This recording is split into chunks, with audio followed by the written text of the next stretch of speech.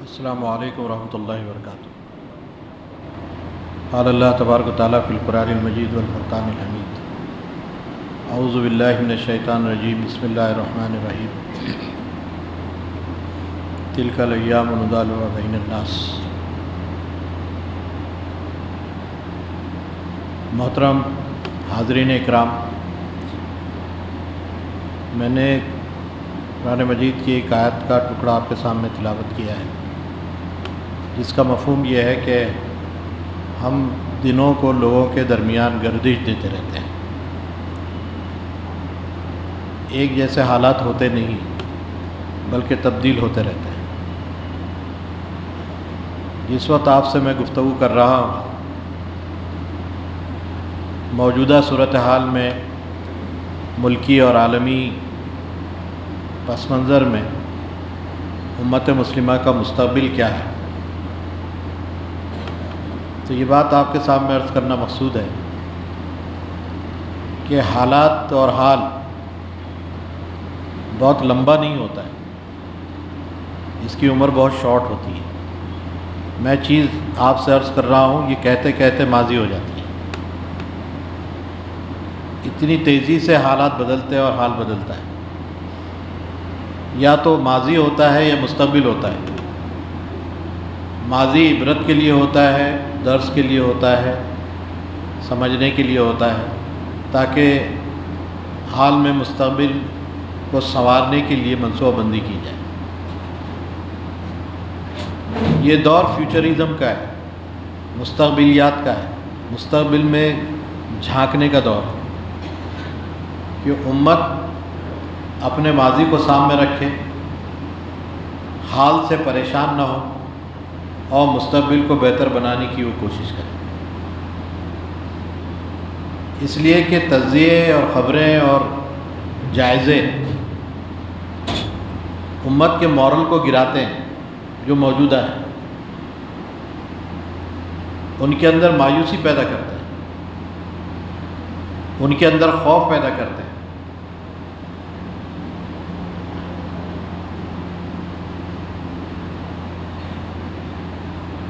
ان کے اندر خوف پیدا کرتے ہیں، لیکن ہمارا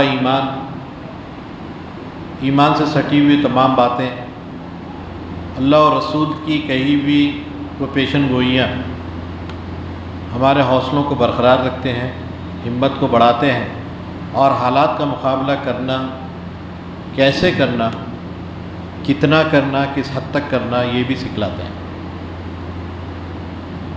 تو دو لوگ الگ الگ اپنا کام کرتے ہیں۔ جائزے ہماری کمر کو بٹھاتے ہیں، لیکن قول جو اللہ کا اور قول جو رسول کا ہے وہ ہماری ہمتوں کو بڑھا دیتا ہے۔ اس پس منظر میں تھوڑی سی گفتگو آپ سے کرنا مقصود ہے۔ موجودہ صورتحال میں جب بھی ہم جائزہ لیتے ہیں اپنا، تو لے دیں کہ کچھ چیزیں ہیں جو بار بار پلٹ کر ہماری طرف آتی ہیں۔ منصب کے امت خوف و ہراس کا شکار ہے، حالات اس کے بس سے بدتر ہو گئے ہیں۔ جائزے کے طور پہ دیکھا جائے تو ان کے مسائل کیا ہیں، اگر دو لفظوں میں کہا جائے تو مسائل ان کے تحفظ اور تہذیب کے مسائل ہیں۔ تحفظ ان کی جان کا، تحفظ ان کے مال کا، تحفظ ان کی عزت کا، ان کی آبرو کا، تحفظ ان کے دین کا، ان کی شریعت کا، تحفظ ان کے رسول کے ناموس کا۔ اب آپ ہر جگہ دیکھیے، یہ سب سے بڑا مسئلہ بن کر ہمارے سامنے آیا ہے۔ موب لنچنگ کے حوالے سے ہو، جینوسائیڈ کے حوالے سے ہو، کسی بھی حوالے سے آپ لیں گے تو مسلمانوں کی جان و مال، عزت و آبرو کا سب سے بڑا سوال کھڑا ہو گیا ہے۔ تو کیا ہم اس پر بات کریں گے یا اس کا کوئی سلوشن ڈھونڈیں گے؟ امت اس پر آنسو بہاتی رہے گی یا اس کے بارے میں کوئی لاہ عمل بھی تیار کرے گی؟ نو ڈاؤٹ ہر انسان پریشان ہے۔ جماعتیں اپنی میٹنگیں کرتی ہیں، اخلاص کے ساتھ بیٹھ کے یہ سوچتی ہیں یہ کیا لاہ عمل ہوگا، لیکن آؤٹ کم کیا ہوتا ہے کہ امت کے حوصلے کس طرح سے باقی رہ سکتے ہیں، موجودہ دور کے اندر ان کی ہمت کو سہارا کس طرح سے مل سکتا ہے، اس کی بات ہے۔ تو میں تو آپ کے سامنے یہی بات عرض کروں گا کہ امت اپنے بھولے ہوئے سبق کو اگر یاد کر لے تو اس سے بڑا لاہ عمل کچھ نہیں ہے۔ مثلاً یہ کہ ہریدوار سے لے کر الہ آباد تک جتنی جینوسائڈ کی کانفرنسز ہوئی ہیں یا دھرم سنسد ہوئے ہیں، ان کے اعلانات جس انداز سے آئے ہیں اس سے ان کا خوف پیدا ہوا ہے۔ یہ خوف دور کیسے ہو سکتا ہے؟ اس خوف کو دور کرنے کے لیے کیا جتن کیے جا سکتے ہیں، اس پر لاہ عمل کیا ہے؟ خوف دور ہوتا ہے بندوں کا، ایجنسیوں کا، حکومت کا، اس کے کارندوں کا خوف اگر ہے وہ دور ہوتا ہے خدا کے خوف سے۔ خدا کا خوف ہوگا تو کسی کا خوف نہیں ہوگا۔ اور دوسرا خوف دور کرنے کا طریقہ یہ ہے کہ جن چیزوں سے خوف پیدا ہوتا ہے وہ چیزیں اس کے ساتھ تجربے کے طور پہ ہو جائیں۔ جیل میں جانے سے خوف پیدا ہوتا ہے تو جیل میں جانا پڑے گا، تب یہ خوف دور ہوگا۔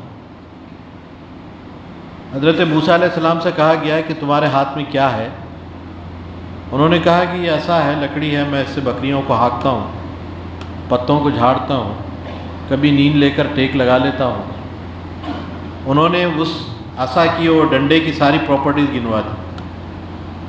ان سے کہا گیا کہ اس کو پھینکو، جب پھینکا تو وہ اژدھا ہو گیا۔ قرآن گواہی دیتا ہے کہ اژدھا بنتے ہی حضرت موسیٰ علیہ السلام پلٹے اور دوڑ گئے، دل میں خوف پیدا ہوا۔ قرآن کہتا ہے کہ تخف کا لفظ استعمال کیا ہے، قرآن نے خوف پیدا ہوا، اور جس چیز سے خوف پیدا ہوا تھا اللہ حکم دے رہا ہے کہ پکڑو اس کو، پکڑنے کا حکم ہے۔ جس سے خوف پیدا ہوا ہے خدا کہہ رہا ہے کہ پکڑو اس کو، اور جب تک موسیٰ علیہ السلام نے اس کو پکڑا نہیں ہے آپ کا خوف دور نہیں ہوا ہے۔ خوف دور کیسے ہوگا؟ حالات میں ذکر آپ جتنا کریں گے خوف بڑھے گا، تجزیہ اور حاشیے جتنے بھی ہم چڑھائیں گے اس سے خوف ہی پیدا ہوگا، لیکن اس سے دو بدو ہوں گے، حالات کی آنکھوں میں آنکھیں ڈال کر بات کریں گے، استقامت سے ڈٹے رہیں گے، ہر حال میں دین سے وابستہ رہیں گے، تو خوف کی نفسیات دور ہوتی ہے، آدمی اس آربٹ کو کاٹتا ہے۔ ایمان جتنا مضبوط ہوگا اللہ پہ توکل اتنا ہی ہوگا، اور اللہ پہ توکل جتنا ہوگا زمین پر استقامت کے لیے اتنی آسانی ہوگی، آدمی مضبوطی سے کھڑا ہوتا ہے۔ اور خوف جو ہے، جن کے پیروں میں لرزہ ہے، جن کے قدم ڈگمگاتے ہیں، خوف سے وہ زیادہ جھوٹتے ہیں۔ تو امت کے اندر خوف پیدا ہوتا ہے۔ پھر امت کے اندر اگر آپ دیکھیں گے کہ جو صورتحال بن کے آئی ہے، موب لنچنگ کی ہے، ایک شخص کو پیٹا جا رہا ہے اور پیٹ پیٹ کر اسے جان ہلاک کیا جا رہا ہے، تو کیا ہم یوں ہی مر جائیں گے؟ یوں ہی ہماری جانیں چلی جائیں گی، یا ہم اپنی گردن یوں ہی دیتے رہیں گے؟ ہمارے لیے تعلیمات کیا ہیں کہ جب ہم پر خود بن آتی ہے اور موب لنچنگ کی کیفیت ہوتی ہے تو ہمارے لیے حکم کیا ہے؟ حدیث میں آتا ہے کہ جو اپنی جان مال بچاتا ہوا مارا جائے فہو شہید، وہ شہید ہے۔ یہ جان مال کا تحفظ کرتے ہوئے، یہ کرتے ہوئے کا جو لفظ ہے یہ میکانزم ہے۔ اگر ہم اس میں کوشش اور جدوجہد نہیں کرتے ہیں تو ہماری شہادت قابل قبول نہیں ہے۔ ایک جدوجہد وہ کہ کوئی ہم کو مارنا چاہتا ہے، اگر ہم یوں ہی مر جائیں گے تو یہ بزدلی کی موت ہوگی، لیکن اس کی اپنی جان مال کو بچاتے ہوئے مارے جائیں گے تو فہو شہید، یہ شہید ہے۔ یہ میکانزم ہے، یہ اللہ اس کے رسول کا بتایا ہوا لاہ عمل ہے۔ اب اگر ہم اس کو اڈاپٹ کرتے ہیں تو کسی پہ زیادتی نہیں کرتے۔ اللہ کے رسول سے ایک صحابی نے پوچھا کہ اللہ کے رسول کوئی مجھے مارنا چاہتا ہے، میں کیا کروں؟ آپ نے فرمایا کہ تو اسے مار. کہا کہ اگر وہ مجھے مار دے تو میرا کیا ہوگا؟ کہا کہ وہ اگر تجھے مار دے تو تو شہید ہوگا. اور کہا کہ اگر وہ مر جائے تو کیا ہوگا؟ کہا وہ مر جائے گا تو جہنم میں جائے گا. ایک کوشش تو ہونی چاہیے اپنی طرف سے. اتنے ہم نر نوالے نہیں بنیں گے کہ کوئی آسانی سے کہ ہمیں مار دے.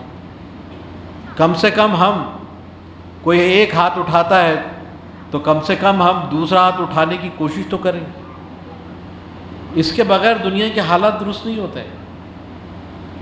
ہم تذکرے کریں گے، اخبارات میں آئیں گے، فوٹو چھپیں گے، ویڈیو بنیں گے، یہ سب کچھ ہوگا. اس سے اور خوف پیدا ہوگا. اور خوف پیدا کرنے کے لیے ہی سب کچھ کیا جاتا ہے کہ اتنی بڑی تعداد میں اور اتنے بڑے پیمانے پہ اس کو وائرل کیا جاتا ہے کہ زیادہ سے زیادہ خوف پیدا ہو اور قوت ہونے کے باوجود ہم کچھ نہ کر سکیں. یہ تو خود کی بات ہے، لیکن اگر کسی پر یہ حالات گزر رہے ہوں تو کیا کریں، اس کی بھی تعلیمات ہمارے پاس. حدیث میں آتا ہے کہ کوئی مومن اپنے دوسرے مومن بھائی کو مصیبت میں اکیلا نہیں چھوڑتا ہے، وہ اس کے ساتھ ہوتا ہے. پہلو خان مار دیا گیا. پہلو خان کی زندگی اور موت تو اللہ کے ہاتھ میں ہے، جو فیصلے اس کے ہوتے ہیں وہی نافذ ہوتے ہیں. لیکن پہلو خان کے ساتھ 13 لوگ تھے جو کاروبار کرتے تھے جانوروں کا. 13 لوگ اس کے ساتھ تھے. ان کو مارنے والوں کی تعداد 7 کی تھی. کیا یہ 13 لوگ 7 کا مقابلہ کر نہیں سکتے تھے؟ پہلو خان گیا ہے، اللہ نے اس کو قبول کر لیا. جو بھی اس کے ساتھ ہوگا وہ بہرحال اس کا مقدر ہے. زندگی اور موت کا فیصلہ اللہ نے اس کے لیے کیا تھا، وہ ہو گیا ہے. لیکن سوال ان 13 لوگوں کا ہے کہ وہ 7 لوگوں کا علاج کیوں نہیں کر سکے جو اس وقت موجود تھے وہاں.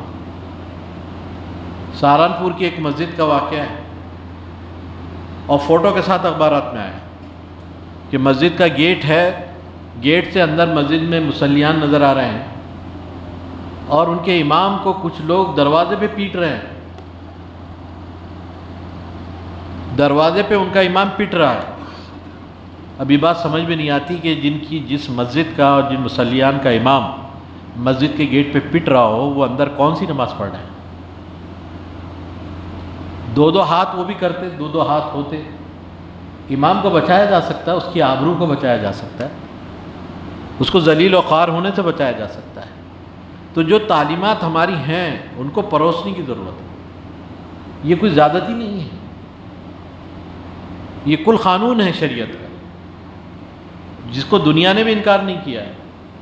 یہ ہمارے لیے پروسنے اور برتنے کے لیے کہا گیا ہے اور ان اصولوں کو عام کرنے کی ضرورت ہے جس سے ہمت اور حوصلہ پیدا ہو. ورنہ تو ہم جسی طرح خوف و ہراس کے دائرے میں زندگی گزار رہے ہیں، ہر لمحہ ایک ایک سانس گھٹ گھٹ کے ختم ہو رہی ہے اور پتہ نہیں مستقبل کی ہاتھوں میں ہے اور کیسے ہے. اللہ نے کیا مقدرات لکھے ہیں وہ تو اللہ بہتر جانتا ہے. لیکن آج جو ہمارے پاس ہے اس میں پریشان ہونے کے، حالات کا رونے کے، کچھ لائے عمل جو ہمارے لیے مرتب خود قرآن و حدیث نے کیا ہے اس کو اختیار کرنے کی ضرورت ہے. یہ ہمارا کیا. جن لوگوں نے حجاب کے مسئلے کو بہت بڑا ایشو بنایا ہے تو کیا مسلمان حجاب چھوڑ دیں گے؟ حالات کیا ہیں؟ حالات جو بھی ہو سکتے ہیں، لیکن کیا ہماری خواتین پردے سے دستبردار ہو جائیں گی؟ فرانس میں قانون بنایا گیا پردے کے خلاف میں. صرف 113 خواتین تھے جو چہرے کا پردہ کرتے تھے.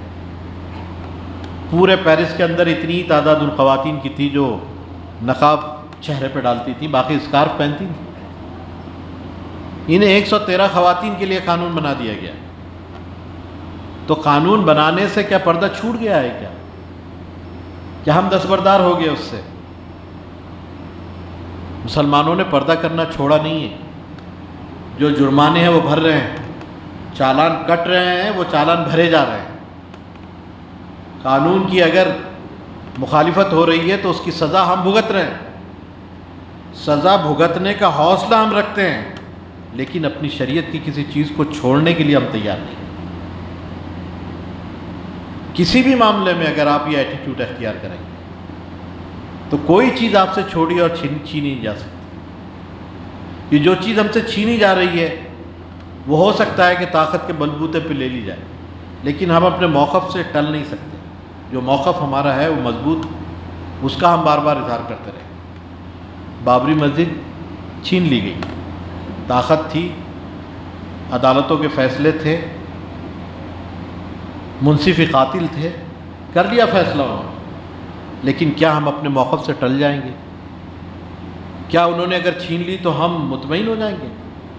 نہیں، فیصلے جو بھی ہونا ہے ہوتے رہیں، موقف ٹلے نہیں جاتے، موقف مضبوط ہوتے ہیں۔ اور ہمارا موقف یہ ہے کہ مسجد مسجد تھی، مسجد ہے، مسجد رہے گی۔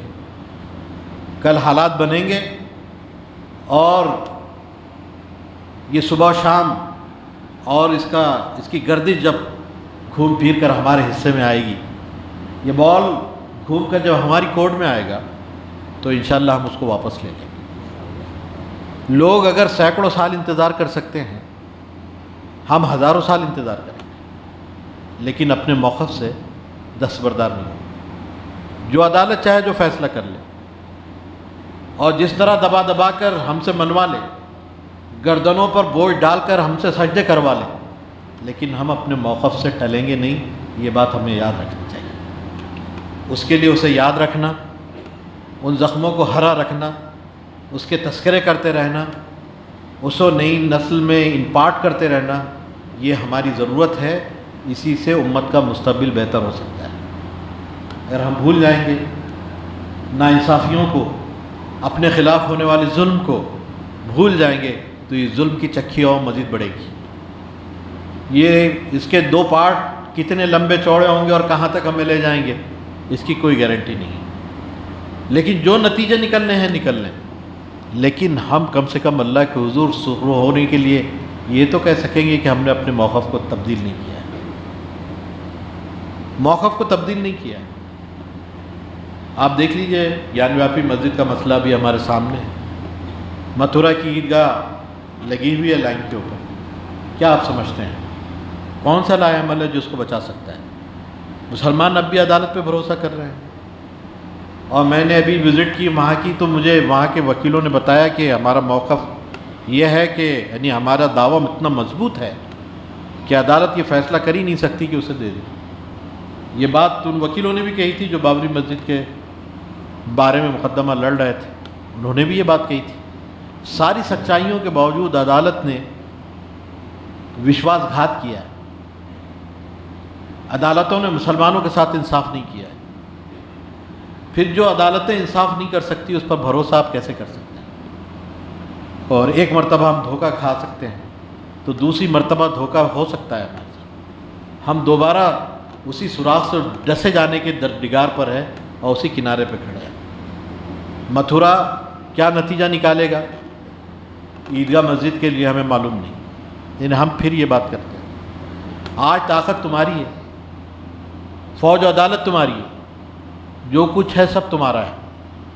تم اپنے قوت کے بلبوتے پہ زور پر جو لینا چاہے لے لو، جو لینا چاہے لے لو، لیکن تم ہمارے موقف کو تبدیل نہیں کر سکتے۔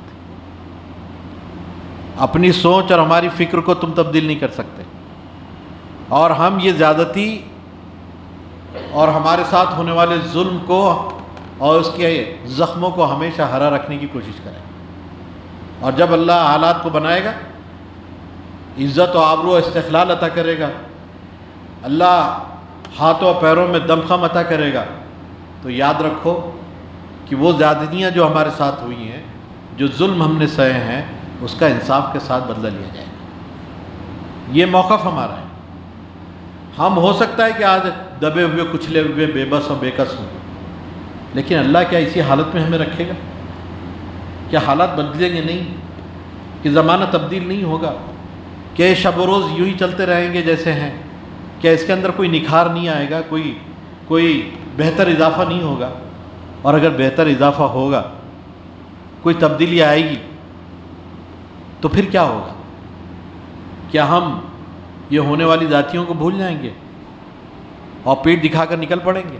نہیں، ہم اپنے موقف پہ باقی رکھیں گے، اپنے آپ کو باقی رکھنے کی کوشش کریں گے، موقف کو باقی رکھنے کی کوشش کریں گے، اور زیادتیوں کا قرآن کی اگر سورہ شورا کی آیت کے حوالے سے باضابطہ بدلہ لیا جائے گا۔ لیکن ہم زیادتی نہیں کریں گے. ہم جو ہے جتنا زخم ہمیں ملا ہے اسی زخم کا حساب کریں گے. زیادتی کرنے والے ہم لوگ نہیں ہیں. اس کو ہمیں یاد رکھنا چاہیے اور یہی ہمارا مستقبل ہے. اور اگر مستقبل کو اور مزید جھانکنا ہے تو یاد رکھیے کہ اللہ تعالیٰ حالات کو ہمارے لیے بہتر بنانے کے لیے لا رہا ہے. یہ امت کو مان کر کندن بنانا چاہتا ہے. ان حالات سے گزار کر کھرا سونا، پیور گولڈ جس کو کہتے ہیں، وہ الگ کرنا چاہتا ہے. کوڑا کرکٹ کو الگ کر کے، یہ دھول اور بیل کو الگ کر کے ایک پیور گولڈ کا جو 24 کیرٹ کا ہوتا ہے وہ بنانا چاہتا ہے، تاکہ کوئی بڑا کام یہ امت سے لے سکے. آج ہم پریشان ہیں. آپ دنیا میں دیکھ لیجئے، آج امریکہ سے نظر آزما کون ہے؟ آج یورپ سے لڑنے والے کون ہیں؟ آج چین کے اندر چین کو پریشان کرنے والے کون لوگ ہیں؟ آج برما سے نظر آزما کون ہے؟ فلسطین اسرائیل سے لینے والے لوہا کون ہیں؟ مشرکوں کے سامنے کون لوگ کھڑے ہیں؟ رشیا کے سامنے کون لوگ کھڑے ہیں؟ آپ اٹھا کے دیکھ لیجئے اس کو. ون آف دا پارٹی مسلم. کیوں ہیں؟ کیا ہمارے بال بچے نہیں ہیں؟ کیا ہمیں سکون کی زندگی میسر نہیں؟ ہم نہیں چاہتے کوئی سکون کی زندگی مل جائے. یہ جو پوری دنیا کا جو منظر نامہ ہے وہ کیا بتلا رہا ہے؟ یہ منظر نامہ ہمارے بقول کمیونسٹ دوست ہیں. وہ کہتے ہیں کہ تمہارے سارے ہاتھ گھی کڑھائی کے اندر ہے، دونوں طرف سے لڈو لوٹتے ہو. مر گئے تو شہادت ہے اور جی گئے تو غازی کی زندگی گزارتے ہو. ہر چیز تمہارے فائدے کی ہے. اور یاد رکھو کہ مستقبل تمہارا ہونے والا ہے. وہ انالیسس کر کے بتاتے اپنے حساب سے. ہمیں تو ان کے انالیسس سے زیادہ اپنے اللہ اس کے رسول کے اقوال پہ بھروسہ ہے کہ جو تبدیلیاں آئے گی اسی ذریعے سے آئے گی. وہ اپنے تجربے اور انالیسس کے حوالے سے کہتے ہیں، لیکن ہم اپنے ایمان کے اور اس کے تقاضے کے حوالے سے کہتے ہیں کہ تبدیلیاں آئے گی اور تبدیلیاں آنا ضروری ہے، کیونکہ تبدیلیوں کو دوام نہیں، آنا ہی آنا ہے. تبدیلیاں، حالات درست ہونے ہی ہونے ہیں. یہ حالات بدلیں گے اور یہ حالات بدلنے کا سہرا کن کے سر جائے گا؟ جو حالات کا شعور رکھتے ہوں، جو حالات کو بدلنے کا عزم رکھتے ہوں، جو حالات سے متاثر ہوئے بغیر اس کو صحیح ڈگر پر ڈالنے کی کوشش کرتے ہوں. یہ ہے ان لوگوں کے ذریعے سے. تو اللہ تعالیٰ حالات کو جو ہم پر لا رہا ہے، ایسا نہیں ہے. ہمارا ایمان ہے کہ بھئی ایک پتا بھی جو ہے اس کی مرضی سے گرتا نہیں ہے، اس کی مرضی سے گرتا نہیں ہے. بڑے بڑے حالات کس کی مشیت سے آ رہے ہیں؟ یہ کون ہے؟ خدا کے علاوہ کوئی قوت ہے جو کائنات کے اندر یہ مصیبتوں کو لاتی ہے، پریشانیوں کو لاتی ہے؟ قرآن تو کہتا ہے کہ کوئی مصیبت تم پہ نہیں آتی یہاں تک کہ وہ کتاب میں لکھی ہوئی ہے اور اللہ کے اذن سے آتی ہے. ہر چیز اس کی جب اذن سے ہے تو اس کے مرضی کو ہمیں تلاش کرنا چاہیے، تو اس کی رضا قائم ہے. جب اس کی مشیت یہ سب کرتی ہے تو اس کی رضا جن چیزوں میں ہے اس کی طرف ہمیں اسے تلاش کرنا چاہیے. رضا کیا ہے؟ وہ کس سے خوش ہوتا ہے، کن چیزوں سے اس کا ہمارا واسطہ پڑتا ہے کہ وہ خوش ہو جائے، ان چیزوں کو کرنے کی ضرورت ہے. اور میرے خیال میں ہم اس وقت جب بات کر رہے ہیں تو اس وقت ان چیزوں کی تلاش کرنا بہت ضروری ہے جس سے اللہ کی رضا حاصل کی جا سکتی ہے. اس وقت جو صورتحال بن کے آئی ہے اس میں مایوس ہوئے بغیر، خوف کھائے بغیر استقامت سے اپنی جگہ پہ کھڑا رہنے کی ضرورت ہے. حدیث میں آتا ہے کہ جو دوڑ رہا ہو وہ کھڑا ہو جائے، جو کھڑا ہے وہ بیٹھ جائے، اور جو بیٹھ ہے وہ لیٹ جائے. یہاں منفی رول نہیں ہے ہمارا، یہاں پہ ایک منفی سرگرمی کی طرف اشارہ نہیں ہے. یہاں پر خوف کھا کے بیٹھ جانے کا حکم نہیں ہے، بلکہ جو دوڑتا ہے اس کو جلدی گرا دیا جاتا ہے، اس لیے کھڑے رہنے کا حکم ہے. دوڑنے والے کو گرایا آسانی سے جا سکتا ہے، کھڑے ہوئے شخص کو گرانا بہت مشکل ہے. جو شخص کھڑا ہے اسے بیٹھنے کا حکم ہے، اس لیے کہ کھڑا ہوا آدمی بھی گر سکتا ہے لیکن بیٹھے آدمی کو گرا نہیں سکتے. اگر بیٹھے آدمی کو بھی گرایا جا سکتا ہے، اگر کوئی آدمی لیٹ جائے تو جو زمین وہ پکڑ لیتا ہے وہ زمین سے ہٹانا مشکل ہو جاتا ہے. یہاں ایک پازیٹو پیغام ہے، ایک مثبت اعلان ہے.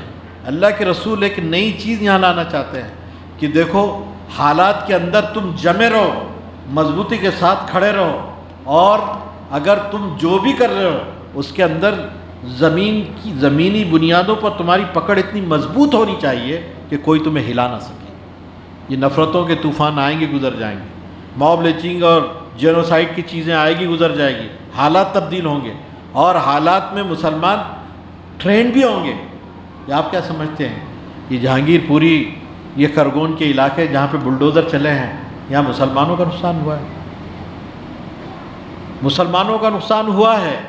یہ بلڈوزر چلنا اس بات کی علامت ہے کہ مسلمان بھاری پڑے ہیں، کمزور نہیں پڑے۔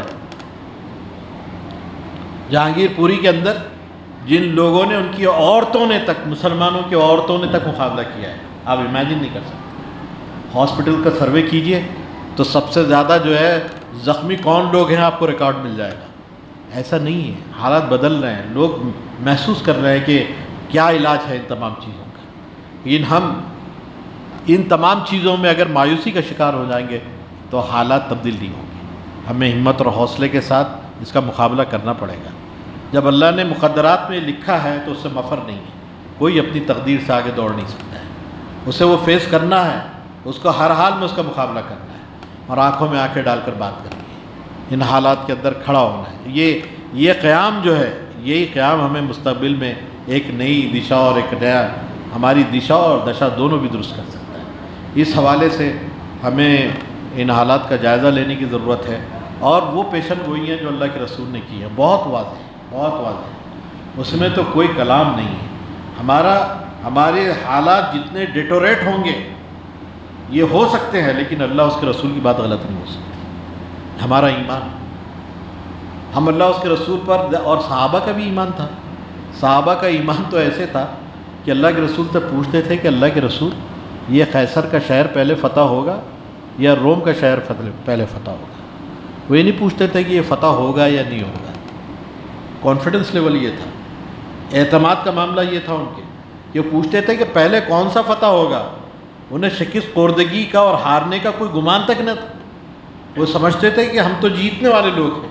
اب یہ ہے کہ جیت کس شہر کی پہلے ہوگی، یا قیصر کا شہر پہلے فتح ہوگا یا روم کا شہر ہمارے قبضے میں آئے گا۔ اللہ کے رسول نے کہا کہ قیصر کا شہر پہلے فتح ہوگا، اور آپ جانتے ہیں آج استنبول جو ہے وہ قیصر کا شہر تھا، جو 1453 کے اندر فتح ہوا ہے۔ 1453 کے اندر فتح ہوا ہے۔ اللہ کے رسول کی کہی ہوئی بات 1453 میں پوری ہوئی ہے، روم باقی ہے۔ کیا ہمارا کانفیڈنس ہے اس سطح کا کہ ہم یقین کریں کہ روم پر بھی ہماری کمنیں پڑنے والی ہیں، یا ہمارے جیالے وہاں پر بھی کمنیں ڈالنے والے ہیں، اور روم بھی ہمارے قدموں کو سلام کرنے والا ہے؟ یہ ہمارا یقین اور یہ کانفیڈنس ہونا چاہیے۔ اس یقین کے ساتھ اگر ہم سمجھتے ہیں ان پیشن گوئیوں کی طرف جس پر اللہ کے رسول نے کہا، عدی بن حاتم کی بہت مشہور حدیث ہے، کیونکہ میرا وقت ختم ہو رہا ہے اس لیے میں اسی حدیث پر اپنی بات کو ختم کر رہا ہوں۔ عدی بن حاتم رضی اللہ عنہ کی حدیث ہے، بہت اہم حدیث ہے، کہ وہ جو ہے مسلمانوں کے ڈر سے بھاگ گئے تھے جب حالت کفر میں تھے، تو ان کی بہن نے ان کو سمجھایا بجایا، کہا کہ رسول بہت مہربان ہیں، ساری دنیا پر رحم کرتے ہیں، تم پر بھی رحم کریں۔ وہ آپ کی خدمت میں آئے تو اللہ کے، وہ خود روایت کرتے ہیں کہ جب میں آیا تو اللہ کے رسول نے میرا ہاتھ پکڑا اور کہا کہ عدی، کیا وقت نہیں آیا کہ تم مسلمان ہو جاؤ؟ اور مجھے اپنے گھر میں لے گئے اور مجھے ایسی گدی پہ بٹھایا جس پر آپ خود بیٹھتے تھے، اور آپ نیچے بیٹھے مجھے گدی پہ بٹھایا، تو میں اسی وقت سمجھ گیا کہ یہ وقت کا رسول ہی ہو سکتا ہے۔ اگر یہ بادشاہ ہوتے تو خود نیچے بیٹھتے، کبھی بیٹھتے نہیں اور نہ مجھے اوپر بٹھاتے۔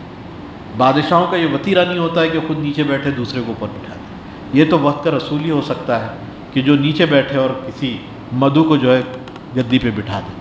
اسی سے میرے دل کے دروازے کھلنے لگے اور مجھے یقین ہونے لگا کہ اب مجھے اسلام کو قبول کرنا چاہیے۔ میں نے کہا اللہ کے رسول ہاتھ بڑھائیے، اور کلمہ شہادت انہوں نے پڑھ لیا۔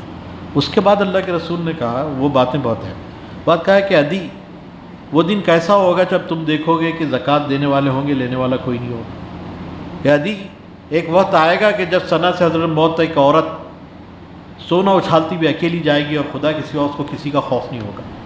عدی، وہ وقت کیسا ہوگا جب کسریٰ کے خزانے تمہارے قدموں میں ڈال دیے جائیں گے، کیسے ہوگا وہ؟ یہ تینوں باتیں انہوں نے کی۔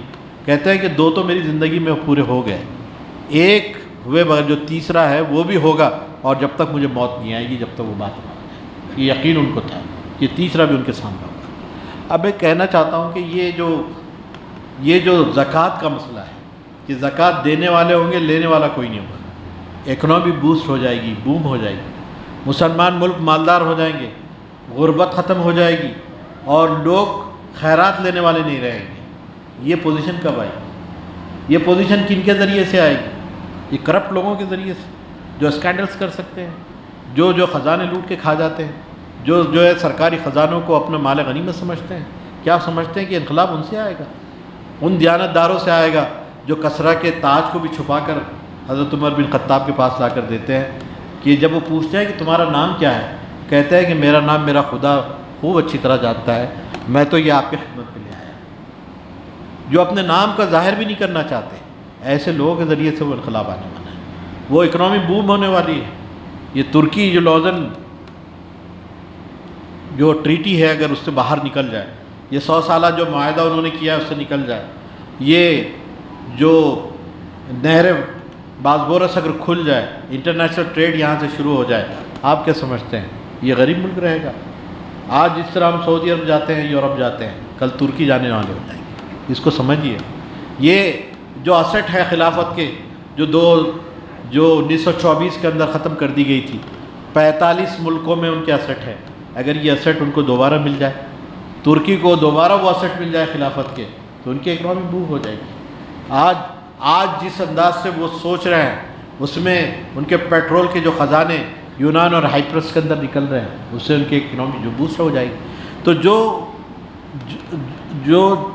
جو معاشیات کا جو ڈپارٹمنٹ ہے، آج تو دنیا جو ہے اکنامی کے حوالے سے ہی مانی جاتی ہے کہ ان کا جی ڈی پی کتنا ہے، کس حوالے سے، کتنے ممالک ہیں ان کے جی ڈی پی کے حوالے سے ان کو جو پرکھا جاتا ہے کہ ان کا گروتھ کیا ہے یا ان کی ترقی کیا ہے، اسی حوالے سے مسلمان ملکوں کا مستقبل بننا ہے۔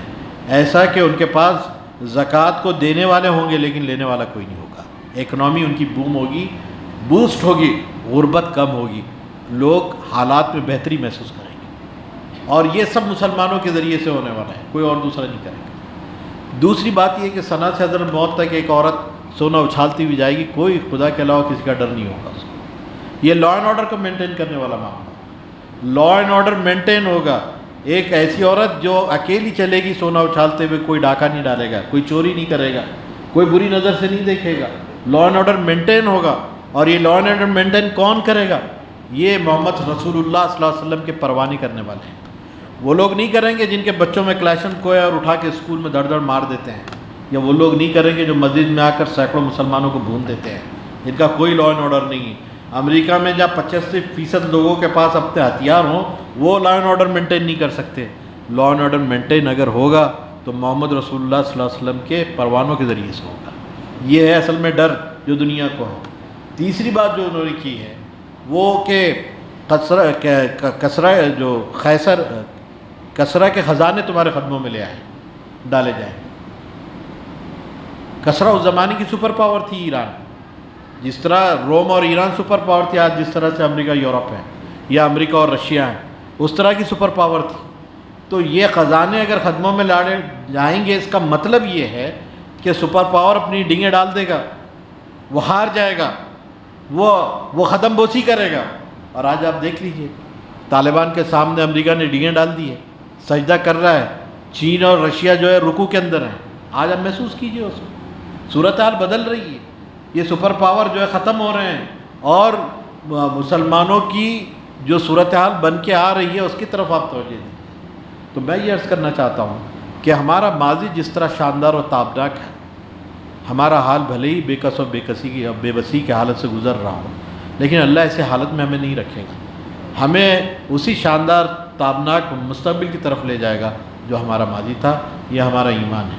اللہ کے رسول نے احمد بن حنبل، مسند احمد بن حنبل کی حدیث ہے جس میں ارشاد فرمایا کہ یہ دنیا جو ہے یہ نبوت کے ساتھ چلے گی، جب تک اللہ چاہے گا نبوت رہے گی، اللہ چاہے گا نبوت ختم ہو جائے گی۔ پھر یہ دنیا خلافت کے ساتھ چلے گی، اللہ چاہے گا خلافت رہے گی، اللہ چاہے گا خلافت ختم ہو جائے گی۔ پھر یہ دنیا بادشاہت کے ساتھ چلے گی، اللہ چاہے گا بادشاہت رہے گی، اللہ چاہے گا بادشاہت ختم ہو جائے گی۔ پھر یہ دنیا ظلم و جبر کے ساتھ چلے گی، جب تک اللہ چاہے گا رہے گی، اللہ چاہے گا ختم ہو جائے گی۔ پھر یہ دنیا اپنی اصل کی طرف آئے گی، خلافت علی منہاج النبوہ کی طرف آئے گی۔ یہ آخری دور کی پیشن گوئی ہے اللہ کے رسول کی، خلافت علی منہاج النبوہ کی طرف آئے گی۔ اس میں کسی انسانی کوشش کا کہیں تذکرہ نہیں ہے، یہ پیشن گوئی ہے، یہ ہو کر رہنی ہے۔ جیسا کل کا سورج نکلنا ہے، طرح اللہ کے رسول کی یہ بات پوری ہونی ہے۔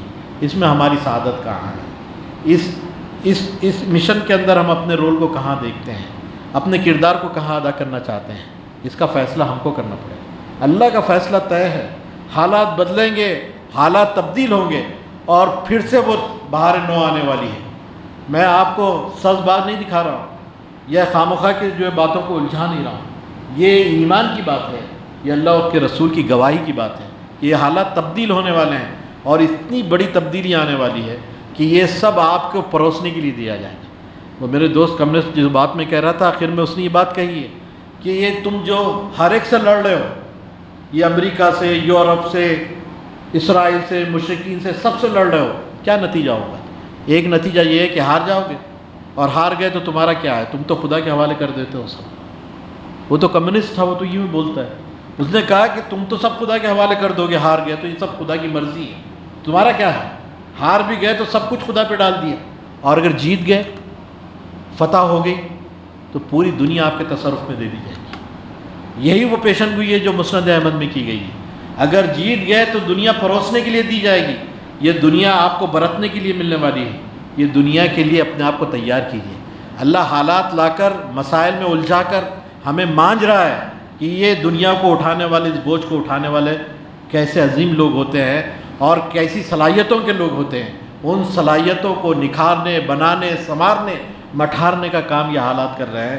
اگر ہم نے اس کو منفی انداز سے لیا تو ہمارا نقصان ہے، اس کو مثبت انداز سے لیجئے، ان حالات میں آنکھوں میں آنکھیں ڈال کر بات کیجئے، خوف و ہراس سے آئیے باہر، اور استقامت سے جمے رہیے اپنی فکر پر، اپنے عمل پر، اور جو اسلام نے بنیادی باتیں بتائی ہیں اس پر، تو انشاءاللہ مستقبل مسلمانوں ہی کا ہے، اس کے علاوہ اللہ نے کسی کے حق میں فیصلہ نہیں کیا ہے۔ اللہ مجھے اور آپ کو عمل کی توفیق عطا فرمائے، اپنے رول کو پورا کرنے کی توفیق عطا فرمائے، اپنے حصے کا کام کرنے کی ہمیں توفیق عطا فرمائے، اور اپنی بنیادوں کو مضبوط کرنے کا جو کام ہے وہ کرنے کی توفیق عطا فرمائے، اور اللہ تعالیٰ اس زمین کے اوپر عزت و آبرو کی موت عطا فرمائے، اور اس زمین سے جانے کے بعد اللہ تعالیٰ کامیابی سے ہمکنار کرے، فرشتوں سے استقبال کرے، اور جنت الفردوس کی جو پیشن گوئی ہے اللہ تعالیٰ ہمارا مقدر فرمائے۔ وآخر دعوانا ان الحمد للہ رب العالمین، والسلام علیکم ورحمۃ اللہ وبرکاتہ۔